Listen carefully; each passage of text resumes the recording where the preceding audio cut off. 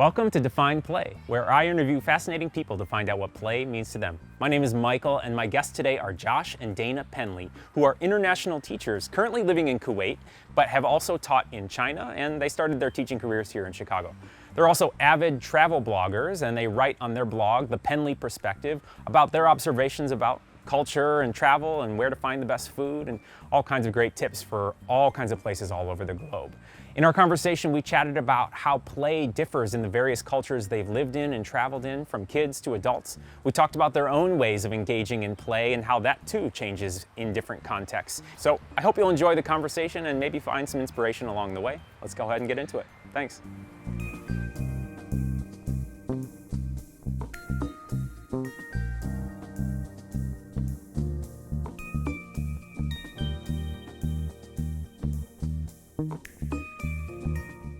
You've experienced a bunch of different cultures, from the ones you've lived in, the ones you've traveled.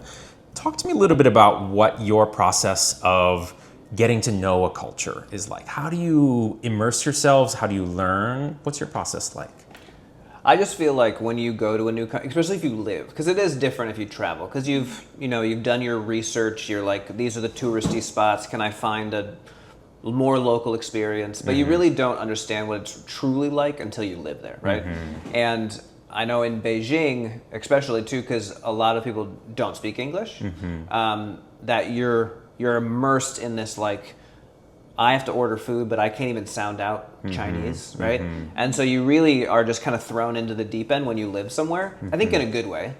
But I love learning, and so whenever we get somewhere, I try to read books on the place. I try to interview people, right, about their life and how they kind of grew up, and is it different or the same of mine. So I just feel like it's having conversations with people.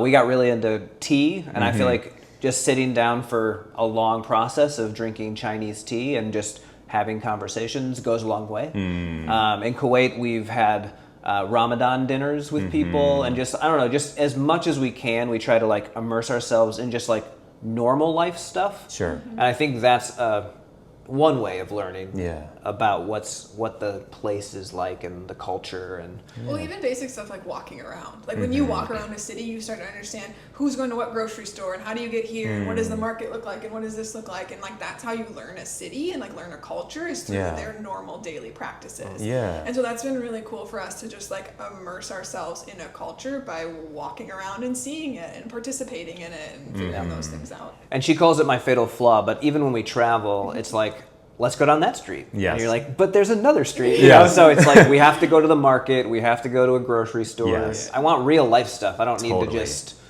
go to the one tourist place. You know? For sure. I mean, I've lived in Chicago for almost 20 years, and there's still massive parts of my own city that I've never been to. I've been to North Side, West Side, South Side, but there's many miles of streets I've never been to. So I can only imagine Beijing is it the largest city in the world? One of the largest? Tokyo's largest. Yes, okay. Yes, it's huge. 25 million people. So big. To anywhere you go, there's always going to be that tension, right? Of like, well, we could go down this street, but we can't go down that street. He does have a dream. He wanted to do this in Beijing, and we never did. We should have. Get a map and then like highlight all the streets you've walked down. Ooh, I like just to that. see every part. Yeah, I think the next city we move to, I'm gonna buy a map and we're just gonna start from the beginning. Highlight all the streets we walked. Bring back paper maps. Yes. And I mean, I've seen people who do like on Strava or like the running apps.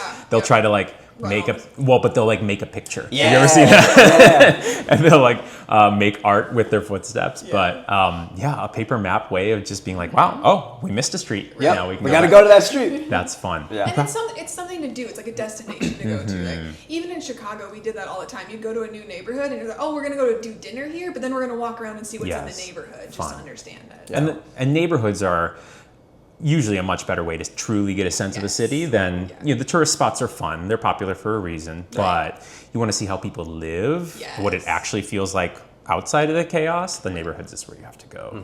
So that feels like a very playful way of engaging, and we're talking about play today. I would love to hear about, in your travels and living in China and Kuwait, what are some of the differences you have seen? Let's start with children. You're both teachers. Let's start with children. What are some of the differences you have seen in how kids play in different cultures and different places? this is something that I'm seeing more in Kuwait, but it's an interesting difference. The boys, you know how like, I don't know, when we were growing up or whenever, it was very much like roughhousing. And I feel like I remember in Chicago, like there's no roughhousing. Like, you know, somebody just like pushes somebody a little bit and you're like, stop. I feel like Kuwait is the opposite. Okay. We like Everybody wrestles. I was like, the first time I did recess, it was like everybody's just kind of like playing tag and they're like really rough and like there's like people wrestling and stuff and I'm like, are we okay with this? And they were. Okay. And I was like, that's interesting. So really physical play. Real physical play. Okay. And they love it. And you can see obviously when it changes to not fun anymore for some kids and you go in and you stop it. Yeah. But it's like that line is way farther than I think we drew it in America. Okay. Which I thought was an interesting difference. Yeah, that's really cool. I Yeah. love that. Have you observed anything similar? There's a lot of unsupervised play in Yes. China, and I don't know if you've read Jonathan Haidt's books at all. They're not yet. so good. The Anxious Generation, things like that. But he talks about how you need unsupervised play. Yes. Because people start to realize like and make their own rules as like a society, and like if parents always step in or an adult steps Yes. in, you don't have that. And we saw in China they had so much unsupervised in a really good way. Which was also nice for teaching. But they had the freedom and the ability to like go on this college campus and they could go to lunch and then they could have an hour break in all these different ways. And I was like, wow, like you're growing a really interesting skill set that like an adult isn't stepping in and stopping. And so like seeing kids operate in that and they would do their own natural organic things. Whereas in America, we stop that and we don't like your kid can't even walk down the street without someone getting called on them, right? So I love that aspect about China that they really had a lot of unsupervised because they trusted as a community that everyone would take care of. Not, if something were to go wrong, someone would step in, but it was a really nice way, especially in a school setting. I think that's so good. A recent guest on my show, John Fogel, he's the author of Punishment-Free Parenting. He also talks about the massive importance of peer-to-peer play, where they are figuring out their own conflict resolution and there's more equal play. And when, you know, he also makes a distinction between adult supervised and adult led. Yes. That maybe there can be supervision, but without adults leading. Yes. But in both, the key thing is exactly what you're saying. The idea that kids are leading and are given more autonomy. Right. And that actually, by playing in that way, they actually gain more confidence, more emotional skills and grit and resilience that helps them more in life. So. Yeah, And this is a small difference. And again, I'm speaking from the 2 schools we worked at, not all of China, not all of Kuwait. But in the school in China, students led all the clubs. And so they were very much part of the, what are we going to do? How are you planning this? What's the topics? All of that. And so they had a lot of autonomy in that. Yeah. Where with our school in Kuwait, we don't have those clubs, or if we do, they're teacher led. And I was like, oh, this is an interesting difference. It's not good or bad. It just gave students more responsibility in the China way of doing it. So. Very cool. Yeah. All right, now let's talk about adults. What in as far as you have seen adults playing or engaging in hobbies in the different places you've traveled. What have you observed of those cultural differences? Okay, so we got to start in China. Okay, so the retirement age is pretty young in China. Interesting. And all the houses are not very big, right? So you have an apartment, you probably live like with multi-generationally. Yes, sure. And so there's just not a lot of room. So people don't usually have people over. They'll meet in parks. And in Beijing, there's a lot of parks. Okay. And it's not like the weather's beautiful. It's like Chicago. It snows, it's cold, whatever. It rains, Yeah. But everybody hangs out in parks. And you could go to any park in Beijing, and there's probably 50 to 100 old people just hanging out. And so you have the guys that are playing cards, you have the women who can stretch their leg up and they're dancing. We call them IEs, they're like the aunties. And they all doing the like TikTok dances as like 100 people. There's the dudes that are doing like fire poi with like a dragon thing. You're like, this is so cool. Cause like, and everybody's super active. They all can, you know, do the Chinese squat. Their knees are great. They're all, but it's just this kind of communal play. Cool. And everybody does it always. And the multi-generational part of it is really cool too. It's usually old people. Okay, fair. I think realistically, like you work really hard in China, and so I think our age people are all working really hard. The grandparents get to chill. Good. Sometimes the grandparents take care of the kids. So there is a difference, I think, but I'm hoping, that stays, that when the Chinese our age people I hope they get to be that old person We should who all just get that hangs turn. out Yeah. in the parks with your friends. Yeah. But we saw that really different here, and I think it's because our houses are so comfortable. What that means is we then just isolate ourselves. Oh, yeah. And so, you'll have the old person, but they're just a home by themselves, especially if they lost their loved one or whatever. And I think it is a lonelier experience than what we saw in China, where very communal. Everything is together. Yeah. Wow. Yeah, that speaks to me. What about in Kuwait? How do you see adults engaging in play and hobbies and? Yeah, hobbies I think are such an interesting thing because like as a kid you're told you should like try all these things, but you have to be an expert at something. Like if you didn't start babasketball when you were 4 years old, you can't play on the basketball team. It's like so structured here. But then it's like as an adult now go have hobbies and you're like, what do you mean? And so like hobbies are kind of interesting I think to us. And in Kuwait we haven't seen a ton of like robust hobbies. There's a ton of sitting around drinking coffee and getting together with your friends and talking. But like the activity side isn't necessarily there. Yeah. We know a couple who owns a climbing gym, and so like we've made a community out of the climbing gym, but it's a very small community in a country. So like we're finding niche pockets. We have a friend who scuba dives, and she found a scuba diving community there. Cool. Again, all very small, right? Yes. But like some things like that do exist. It's just not like built into the culture like we saw in China. Yeah. Okay. It's just different. It's also really hot. Very hot. So it's harder to be outside. Their outside is like really nice malls. Yeah. Yeah. Like the best malls in the world, I think, are in the Middle East. Okay. Yeah. Makes sense. Yeah. right? And they So- use them. Like, do use people them. meet for dinners and coffees and shopping and It's walking that around third and- space idea, Yes. right? Where Yeah. it's just kind of, it's not home, it's not work, it's where you gather. Yes. Yeah. Okay. And they use that well. And they do that, and they're night people, so the malls are open really late, and everybody's drinking coffee until the wee hours of the morning. Yeah. So yeah, More caffeine. Just- more caffeine. Okay, so you brought up climbing, and I know that that's something that's you both engage in as well. Talk to me about how you got into climbing. And I should say, before I ask you, I have climbed a tiny little bit. Like I dabbled with We should go bouldering. sometime. We should, but I have not done it since before my daughter was born. So, it's been like 8 years. Yeah. So tell me about your climbing experiences. How'd you get into that? So in Chicago, there's a couple of gyms. First Ascent is the big one, and they have multiple locations. We lived in Uptown, so we were driving by, and they have a gym up there. It's in an old Borders, I think. I know, I've been to that one. Yeah. And so I think it was the time of Groupon. Yeah. We were like, there's a Groupon. So we got like a Groupon class. Yeah. And it's funny because Had either of you ever climbed before that? not really, Yeah. except at Phantom Ranch Yes. when Olin took summer everybody. camp. Yep. Yeah. Yep. But other than that, no. And so we did this, and I had grown up. I played soccer and a lot of the team sports.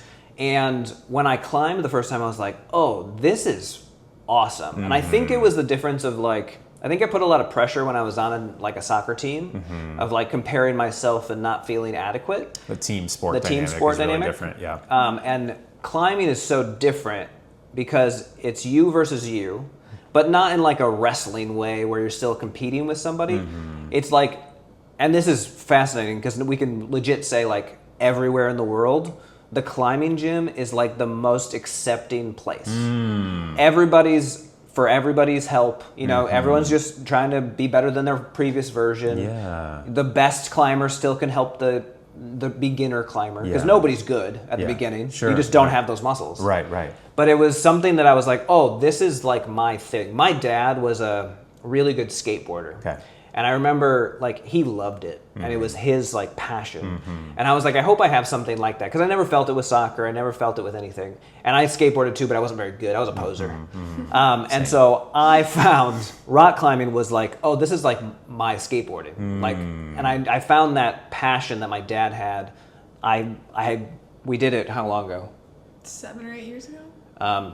Maybe longer now. Yeah. But I literally now I still will climb 3 days a week, maybe more if I can. Amazing. And there's the one thing too about climbing is you can do bouldering, you can do ropes, you can do lead, you can go outside, you can do gym, and so there's a robust variation of things that you can do. So I love it. Yeah. Dana, it took a while to get on the wall, to all be right. honest. Well, I would try it like every 6 months and be like, I hate this. I'll never do this. Yeah. And so it took me moving to China to really get into it. Okay. Because in China, you're always looking for community, right? Yeah. And like he would go climbing and I was like, oh, I'll tag along. And then all of a sudden we started meeting people who would also go climbing. And you're like, oh, this is a community of people. Cool. So I don't have the same passion for it that he does, which I'm so glad you do. But I enjoy it. It's a good workout. You're meeting people. Yeah. Even in Kuwait, that's like how we first started meeting people. Yeah. It was just getting into a gym and starting. Cool. So yeah, it's been really good. I love that, and cool that you each kind of have your own way of engaging it.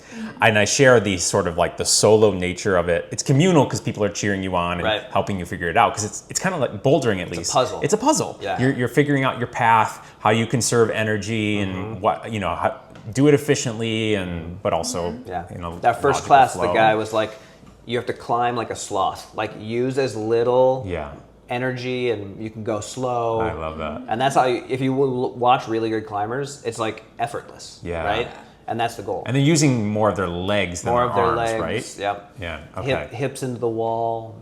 There's like little tweaks, and it's all just, Very cool. And you mentioned climbing outdoors. I have not done that. Tell me a little bit about what it's like to climb actual rocks instead of a bouldering gym. Way scarier. Really? Yes. So the first time I've ever outdoor rock climbed was this April. We went out to the UAE, right north of Dubai, and so it's an hour north. We just flew over there, started rock climbing, and I got on the wall for the first time, and it's actually on camera. I literally was yelling down, "Why would anyone do this?" I was so scared. But once you get over that fear, you're like, "Oh, this is," and you get up to the top and you look around and there's like gorgeous nature around you. You're like, "Oh, this was cool," right? Cool. So it's just a much more peaceful and serene way of doing it. In the gym, you can do as many routes as fast as you can, but outdoor, you can't do it. You have to slow down. There's like this intentional, like, okay, we'll set up the route, we'll go slowly, we climb up, make sure everything's safe, and then you just kind of like enjoy. So it's a very different process. Yeah. It's not that speed, go for the workout. It's like, we're here all day and we're just going to enjoy this. Very cool. Yeah, you have to be all day outside. Yeah. You bring your lunch, you stay there all day. It's great. I mean, those are the best kind of days where you're just like, there's nothing else on the agenda. Yes. We're going to be here as long as we need to be here, and we're going to do the thing. Yeah. And you've done this in the places you've lived. You also, you're travel bloggers. You go all over the world. Yeah. Have you gotten to climb in any other places in the world that you really enjoyed?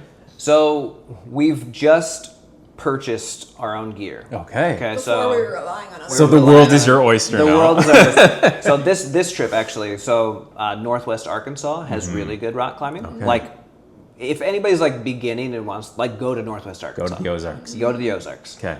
We went to Boulder and did Boulder Canyon in Colorado, which is bouldered in Boulder? We bouldered in Boulder, which you can tell why it started there because it's just so easy. Like you're in Boulder, you drive 20 minutes, you're on the mountain. You're like, this is crazy. What if it started somewhere that wasn't called Boulder, and you're just like, and then the hobby became called Garrying or something? I don't know. It's convenient that it's named Boulder. Anyway. But I know we've missed some. We were in Turkey last year, and there's really good rock climbing in Turkey. Interesting. And so we need to start planning some of these trips. Hey, those rocks will still be there. They'll still be there. Thailand has really good climbing. So the world has opened to new opportunities for sure. Very cool. Yeah. Talk to me more about your travel in general. You're thinking about budget, but you've got the occasional splurge. Yeah. And I think that resonates with how a lot of people travel. They want to be mindful of money, but also, have some unique experiences. Yeah. What's kind of your philosophy of travel, and how do you approach deciding where you want to go and deciding what to do? Yeah, I think before it was just kind of like go see as much as we could. And now that we have the opportunity, it's much more slow travel. Yeah. So like last year we went to Turkey for a month. Okay. Now we did a road trip and we saw a lot of it, but there's still so much more we want to see. But we recognize we're blessed to have a month to go do it, where a lot of people don't. So we're trying to go slower and see as much of a country instead of being like, oh, I'm going to go to 3 countries in 2 weeks. Yes. It's like, let's stay in one place for a while. Cool. And we've really, really enjoyed that. Again, going back to understanding the local culture and knowing where you are instead of just kind of the highlights and being done. So I love that. That's kind of how it all started. I don't know. That's where we're at now, I guess. But Yeah, and you can see that she writes, even though I'm the writing teacher, she writes all of the blog stuff. I usually plan the trips, and I plan it in a sense of I think you had mentioned this earlier, okay, we're going to go to this place, but we're going to spend the day then walking around. So it's a lot of we have to have a plan, Yeah. but then we want to explore. And so we get to write about some of the things we found while exploring too. So it's like I'll read a bunch of people's blogs, and then we kind of go see those things, but then find out what else can we do. And we hope to provide, because I mean, you can read blogs all day, Sure, and they sure. all kind of say the same thing. So Sure. we're trying to also find those things because we're there so long. Yeah. What's something that you would like as a tourist that you're not seeing anywhere else? Yeah. So- Very cool. Whenever my wife and I travel, we always play the classic millennial thing of like, could we live here? What do you? And there's also this question of like, would we ever come back here? Yeah. When there's so much to see in the world, what's your thoughts on going back to a place versus going to a place you've never been? So right now we are strict going to places we've never been. Cool. Just because we want to experience more. Yeah. But to that, we went to New Zealand, and Josh got a speeding ticket in New Zealand. The one flat road. Now you're the true local. You Yeah, had to exactly. deal with local government. But the cop was like, we're going to mail this back to you. You know, we're going to mail a speeding ticket. And we were like, do we pay it? Do we not? And we were like, we love New Zealand so much that I would hate to fly here in like 20 years and then be like, oh, you have an unpaid speeding ticket. You can't come Yeah. in. We paid it. Yeah. And so it's like, we know we're going to go back to some places, but like right now it's like exploring Yeah. new things is kind of our trajectory right now. That's So, cool. Yeah. But I think there's value in both of them. Honestly. Yeah. Well, and especially there's so much of life ahead. You know, you're seeing as much as you can now, and then 10, 20 years from now, you might think like, oh, yeah, we could go back there and maybe we do some of the same things, maybe we see some different things. And Well, and that's the crazy thing too. Like we went to India this year, again, over Christmas break, so we were there a good chunk of time. But we went to Karnataka and Kerala, which is probably places people have never heard of. Like we didn't do the Mumbai, we didn't do Delhi, all of the ones. And it took us 3 weeks. 3 weeks Okay. to Wow. do, this little I mean, section. massive country. Massive. Yeah. But there's still things I want to see in India. Right. Yeah, of Do I course. go back to India because I've already been? But Yeah. there's different area. I don't know. Yeah. And so like right now we're kind of like see as much as we can. So we're going to more or different countries. Yeah. But I could go spend years in India and still not see everything. Yeah, right? of like course. There's good rock climbing in India. Yeah, I'm sure there are. Yeah. yeah. That's So- really cool. Yeah, I mean, that's the beauty of this amazing world we live in is just you can feel it's so big and it reminds you how small you are when you travel. And there's entire worlds and ecosystems that are out there that are just operating and humming along, and you'll never be able to see it all. Yeah.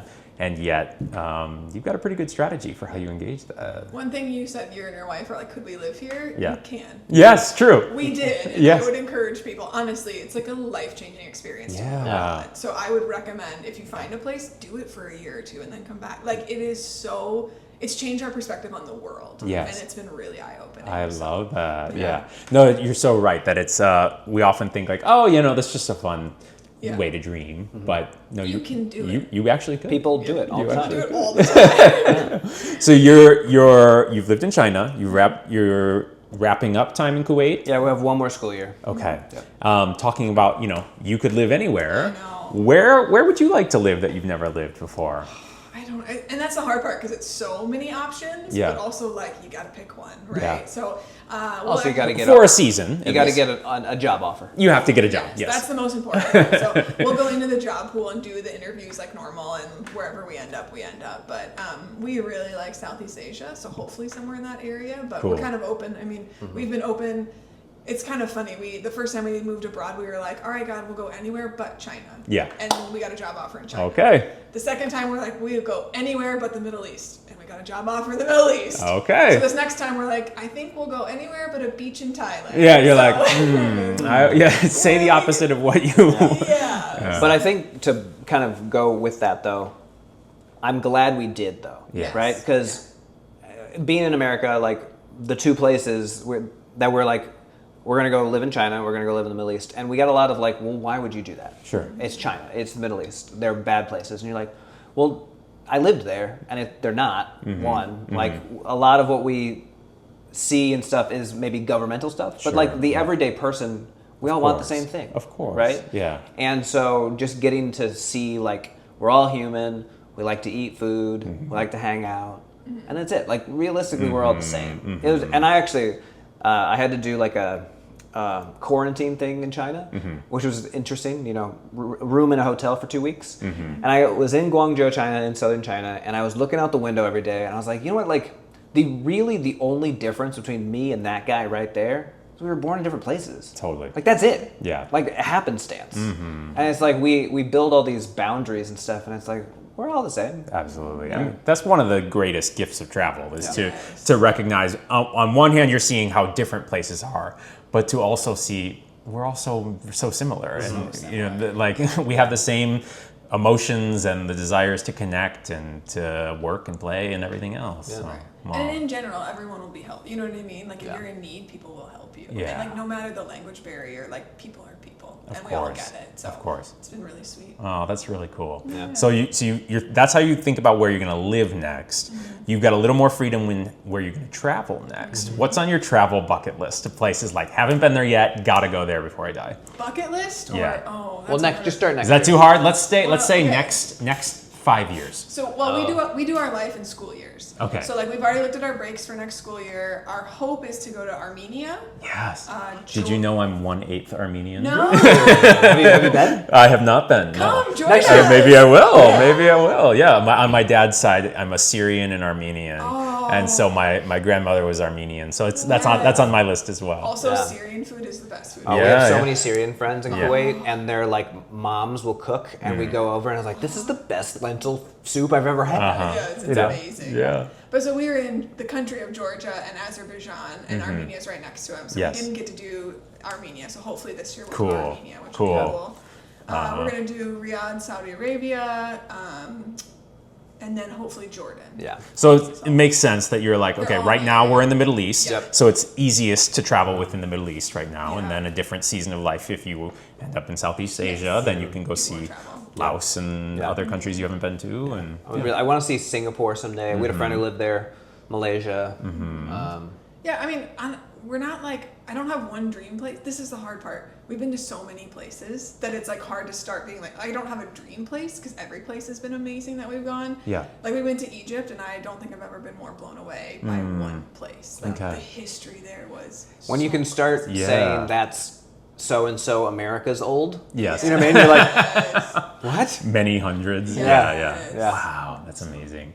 I love that. Do you have any advice for people who want to get, lean more into travel and don't know where to start? Or how would you help them think about that? Or, how do they get started? So it's an interestingly personal question because I think people travel differently. Some people, like my dad was this way. He wanted to go and just sit on a beach and just not have to think about anything because he was like, I work hard, I want to just go relax. Yep. We go and we walk 20,000 steps a day. You know what I mean? Like, so I think it's what do you want? Because there Sure. are some really good beach spots from Bali to Goa to Mexico, right? And so if you want that, there's a lot of places. If you want to really just go to a city and walk it and do your thing, I think you need to ask yourself like what culture intrigues you the most. And if you're like, I don't know where to start, I say just what's the cheapest flight Yeah, that's a great and idea. go, because that's how we do it. Yeah? We're like, okay, what's the cheapest flight I can get? Yeah. Have we been there? No. Yeah. All right, we'll go there. Cool. I like that. Yeah. And I like that you're talking about a blend of kind of cities and more nature as well. And that's often how I am. And, living in a big city, I'm less drawn to spending a ton of time in big cities. Yeah. I like to see them and experience that, but I'm much more interested in getting out into the woods and go out and see the mountains or whatever. But I like to do a little bit of both. Yeah. So, Yeah. Very cool. Yeah, we realized she's not a huge fan of the ocean, Yeah. right? Yeah. Salt water. water, right? But she loves a lake. Okay. So we were in Kentucky. Great distinction. Kentucky Yeah. Lake this summer. fresh water. Fresh so great. water. I love it. Jet Yeah. skis. Yeah. Some fishing. Yeah. That's fun. I have a healthy respect/fear of the ocean, so I Well, get and that. salt water, when it goes in your mouth, it's like eating a bag of chips without the satisfaction. You're like, this is gross. It's like eating oysters, but less. Yeah. Yeah.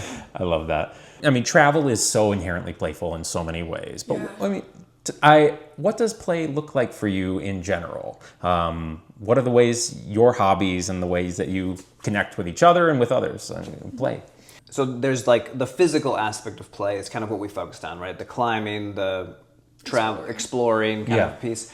I'm really into Dungeons and Dragons. Nice, yeah. And that's been a fun one because the way I teach my class, so I'm a reading and writing teacher. Yeah. Every week we actually play as a class. I love it. And I've incorporated it. It's like the most educational version. I started this in Chicago. But instead of like rolling the D20, it's things I need you to memorize. And so like I understand, like I teach a lot of how to think about books and stuff like this, but you still have to memorize some stuff, right? Cool. Whether it's like roots or stuff like that. And so whether or not you get the question right is how successful your character is. Cool. And so this aspect of play, because there's a balance here. Being a new teacher, I always said, if I'm bored, I know the kids are super bored, right? So I want to do things that I at least want to do. Yeah. You can't just be the fun teacher, right? You can't just be like, we're doing projects and who cares if we learn stuff? You got to learn stuff. I want you to be a better reader. I want you to be a better writer. But you can make it enjoyable. And so this is one aspect I think that has been really fun. Cool. And the kids love it, right? So not only do we play, but we also like every poem that we ever write is from the perspective of your character. Yeah. Which also kind of makes it harder for AI to create it for you. Yeah. You have a diary, and it's from the AI-proof your classroom. Right? Yeah. So you have a diary as you play, and you can't play unless you do the diary entry, but it's from the perspective of your character. Cool. So you're learning narrative writing, which can be hard. You can't if I say make up a story, a lot of kids have a hard time doing that. But if I say, okay, write the experience that your character had based on what we just did, that's easier. Yes. But you can still learn how to be a really good narrative writer. Oh, that's so good. And so I think there's a lot of aspects of like cognitively playing too. Yeah. And I'm always like, what monster can I throw at them? What's the bigger, like, is there a big bad guy that eventually they'll meet at the end?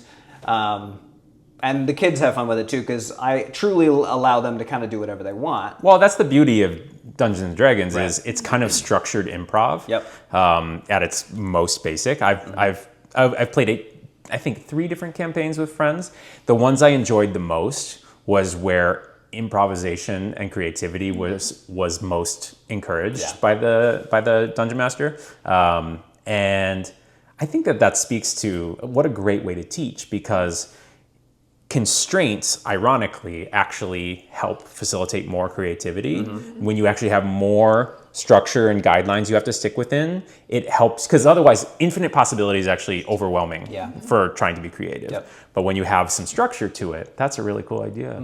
Oh, I love that. I think people are probably going to copy that idea. They should. Reach out to me. I'm actually working on something that's like, can I give something to a teacher to make it less like, how do you conceptualize this idea?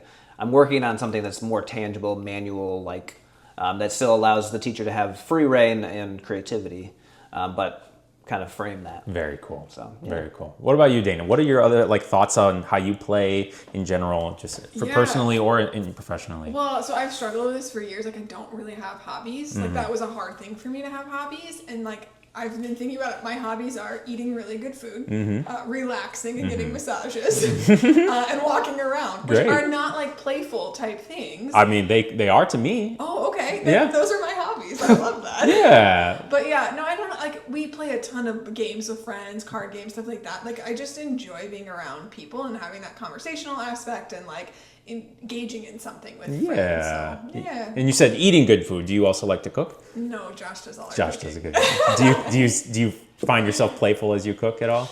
I think so. I think I'm a very decent cook. We do it because it's healthy. Yeah. But we love food. I think part of our travel too is we plan the restaurants. Yeah. You know what I mean? And so... Or the type of food or what we want. That's a big priority. And I incorporate what we got. I lose a lot of halloumi, which is a type of cheese in the Middle East, in our food. And so, taking the culture stuff and making it our own. Very cool. I wouldn't say I'm playful and creative to a like fun way. Yeah, that's all right. But yeah, that's great. No, the reason I said like those things are play to me is, I mean, the whole premise of this show is the idea of looking for play in unexpected places, because play can be more of a mindset than just an activity. So that's why I think like absolutely, if they feel playful to you, and you like, you don't have to fit into somebody else's definition of what play is. Yeah. So, and then I'll use that as a segue for where I want to close with you all. Is I ask every guest on the show, what does play mean to you? So if you could kind of boil down everything you've said into your personal definitions of play, I want to hear from each of you. What does play mean to you? Who wants to go first? Well, I think piggybacking on what you just said, play for me is just enjoyment, right? It's not necessarily the physical activity, but it's just enjoying the thing that you're doing, especially as an adult now, like really being purposeful about the enjoyment of what I'm doing and why I do them. I love that. That's great. So with climbing, with Dungeons and Dragons, with like getting into Chinese tea, I think my dad, again, going back to him, I think I got this from him. He would get into something and he would do it really well. And it was always something playful, skateboarding. He was really into model airplanes for a while. But I think I do play, if you would define it this way, in the most like all-encompassing, deep way. Like when I love like, so with the tea, right? You can get super specific of like, this is from this specific mountain during this specific year on this one side of the mountain that's not near a walnut tree, because that changes it. And I think with climbing, right? I went from bouldering, and then I wanted to learn how to do rope climbing, and then I can now lead climb, which led me to do outside. And so I feel like I like to go super deep into all of this, which I find very fun and enjoyment. I feel like if I did everything surface level, it wouldn't be as fun. Yeah. And so I like activities that kind of like you scratch the surface, and you're like, there's such a deep well of more. And I love just like diving in. What a great combo of the two of you. On what I'm hearing from you, Josh, is immersion. That like the deeper you go into something, the more immersed you get. It kind of, you stop thinking about other things. You're just in it. And then at the end of the day, what's the metric of whether or not it was playful? Did you enjoy it? Right. Did you like it? You can get immersed in things that are not fun. Yeah. And that probably doesn't really feel like play. Right. But you know, at the end of the day, yeah, I enjoyed this. That's play. Cool. Any closing thoughts you want to offer on your thoughts on play or travel or life or marriage or anything else? Anything? I mean, we kind of said it before, but just like do the thing, whatever it is, whether it's moving abroad, going on a trip for the first time, getting a new job, whatever it is, just do it. I mean, life is too short, and like we now talk about how we've been abroad 5 years, and we're like, we should have done this sooner, right? I think everybody says that about whatever the change is, like just go do the thing. And if you don't like it, go back to the thing you were doing before. That's true. Like life is too short to like not enjoy where you are, so like make the changes that are enjoyable. Yeah. And I do want to acknowledge that like not everyone has that opportunity, right? Sure. And so like I remember my dad worked really hard, and I wouldn't say he loved his job ever, but he loved his hobbies. And so I think he instilled on this thing is like the whole idea of like your job should be fun and you should enjoy it 100% of the time is false, right? It's work. Yeah. But the idea that you can work really hard, do good, like don't be lazy, like do well, and then fund your fun. I think that's also a very equally appropriate way to deal with hobbies and play and fun in life. 100%. Yeah. Totally. That resonates with me. And a great reminder as well, Dana, of like, take the risk, do the thing, but if it doesn't work out, the other thing is probably still there for you. Yeah. So yeah, why not? What are you waiting for? Thank you both so much. And I can't wait to continue following your travels and see where you end up next. And yeah, I think I think your takes on travel and teaching will only deepen and wisen with time. So is wisen a word? It is now. Okay, cool. We're using that. Thank you, Dana. Thank you, Josh. Okay.